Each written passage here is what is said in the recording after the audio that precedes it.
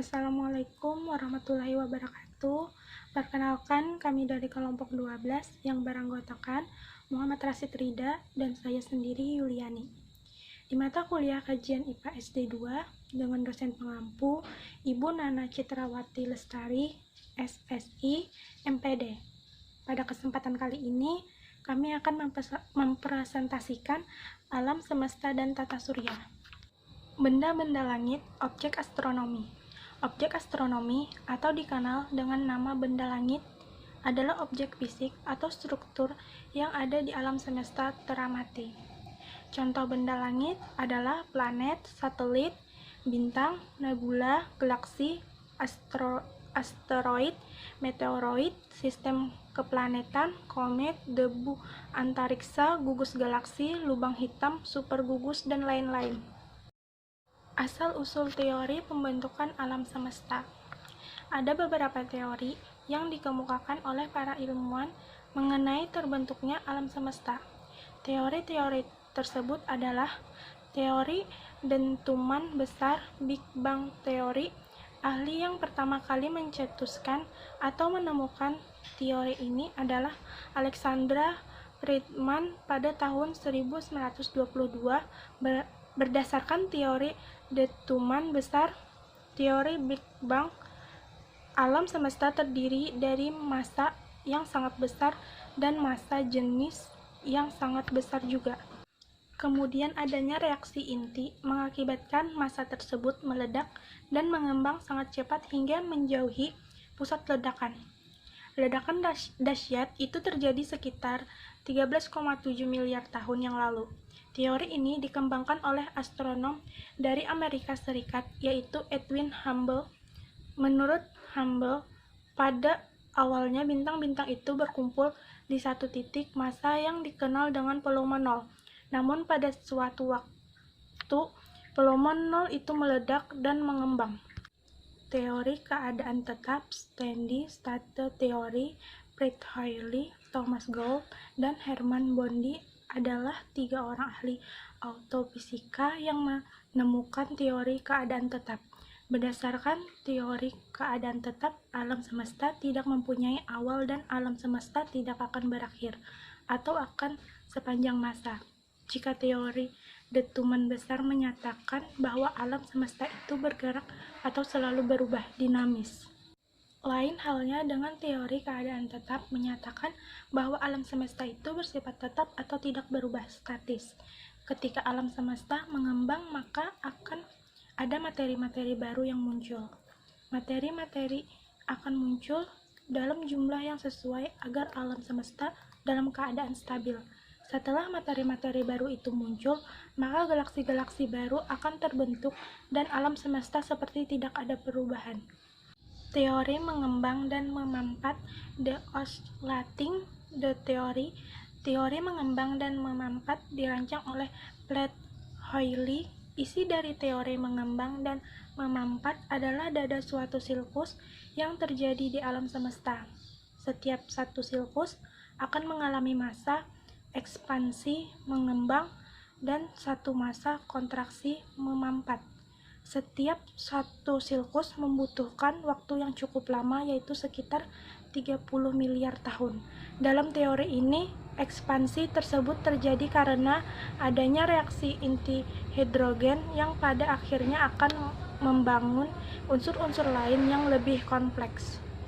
Teori alam semesta kuantum. Pada tahun 1966, teori alam semesta kuantum diciptakan oleh William Lane Craig.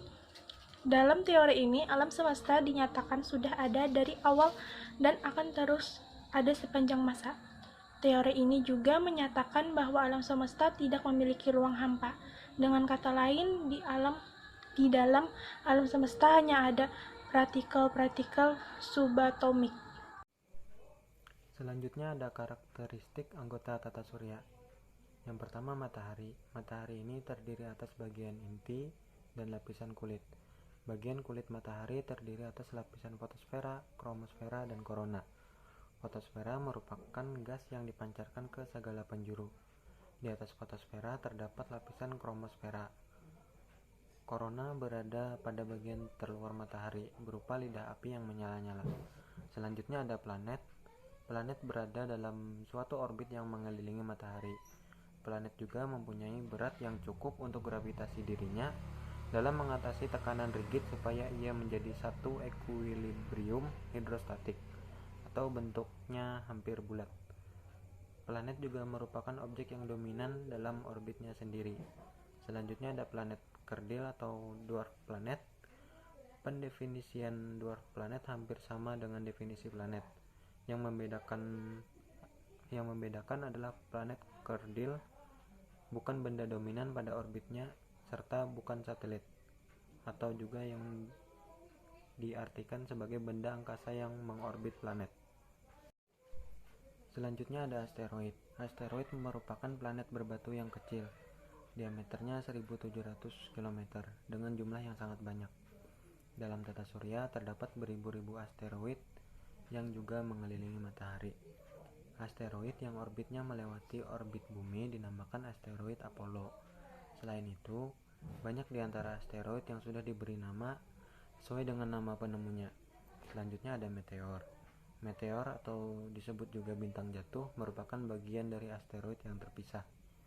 Meteor yang jatuh mengarah ke bumi akan tampak seperti bola api. Meteor yang besar tidak terbakar habis dan akhirnya sampai ke permukaan bumi dan disebut sebagai meteorit. Selanjutnya ada komet. Komet merupakan benda angkasa yang terlihat bercahaya dikarenakan adanya gesekan atom-atom di udara. Ukurannya 10 mil atau lebih dan mempunyai ekor yang panjangnya jutaan mil. Oleh karena itu, komet sering disebut juga bintang berekor. Ciri khas komet adalah ekornya yang sangat panjang. Panjangnya bisa mencapai 100 juta kilometer. Inti komet disebut nukleus yang terdiri atas bongkahan es serta gas yang telah membeku. Diameter nukleus bisa mencapai 10 km. Ekor merupakan bagian dari komet, berasal dari koma yang menyelimuti inti komet. Diameter koma bisa mencapai 100.000 km. Selanjutnya ada fakta-fakta menarik tata surya. Yang pertama ada Merkurius. Merkurius merupakan planet dengan jumlah kawah terbanyak di tata surya kita. Selanjutnya Venus. Venus berputar searah jarum jam. Ia juga merupakan planet terpanas di tata surya. Selanjutnya ada Mars. Mars memiliki gunung berapi tertinggi di tata surya yang bernama Olympus Mons yang tingginya 20 km. Selanjutnya ada Bumi.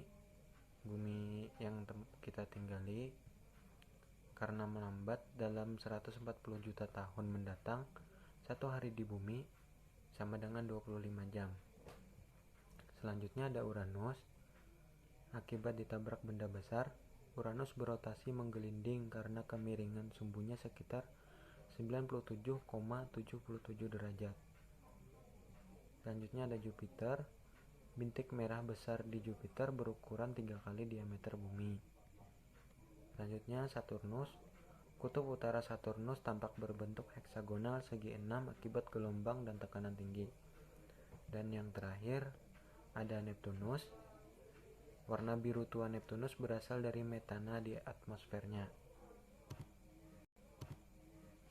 Terima kasih telah menyimak pemaparan materi dari saya dan Yuliani. Kami memohon maaf apabila masih terdapat kekurangan pada video yang kami buat. Kami akhiri.